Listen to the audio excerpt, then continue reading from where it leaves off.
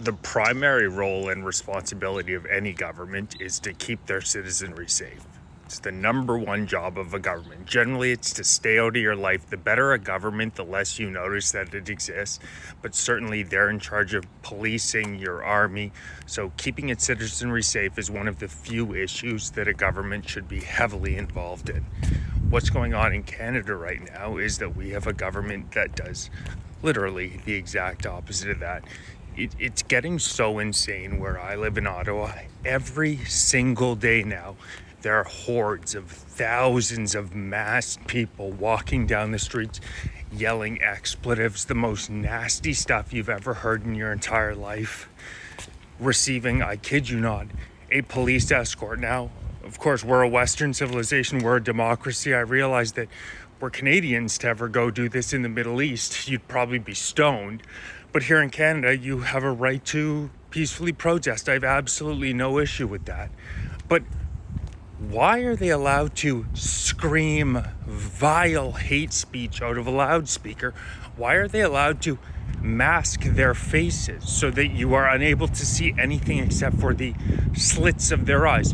Why are they allowed to wave Hamas flags, wear Hamas headbands?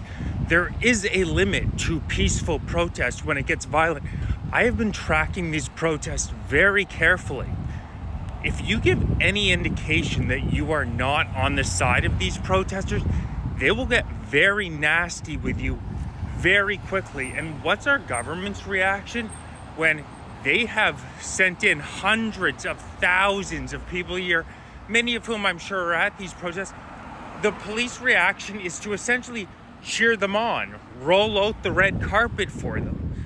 It's so obvious that the political memo has come from up top that these people are to be given carte blanche, access to do exactly whatever the hell they want.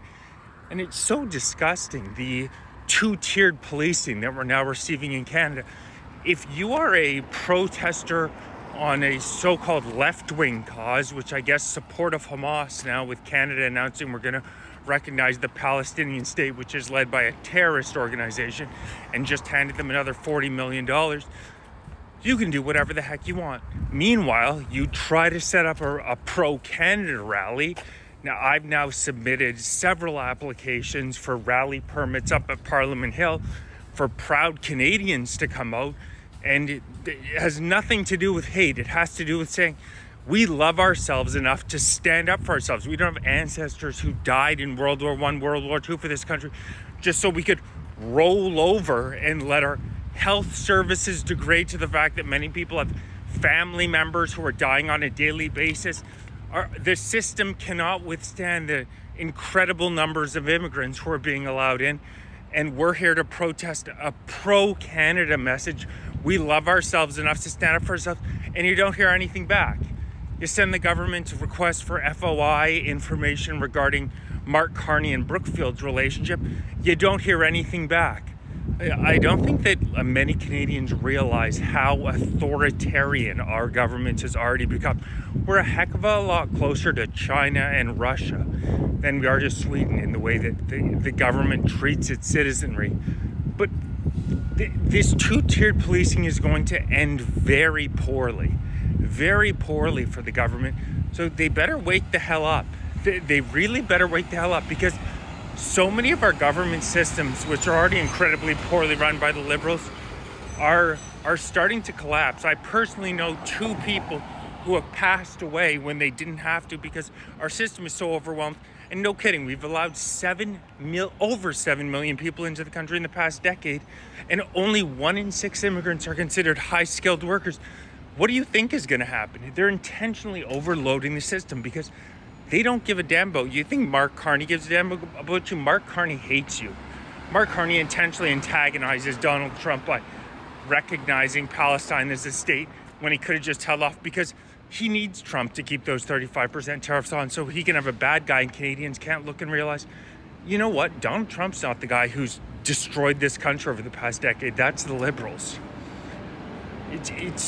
Canadians need to wake up, and our government needs to wake up, because this thing will not end in a very pretty manner. I can tell you that much. If you're interested in supporting my work, hit the link in my bio, takes you to my website, Canada First Party, which I'm building out. You can donate, grab merchandise there. I really appreciate anybody who does support. And yeah, I'm going to be organizing rallies in September, so stay tuned for information coming on that.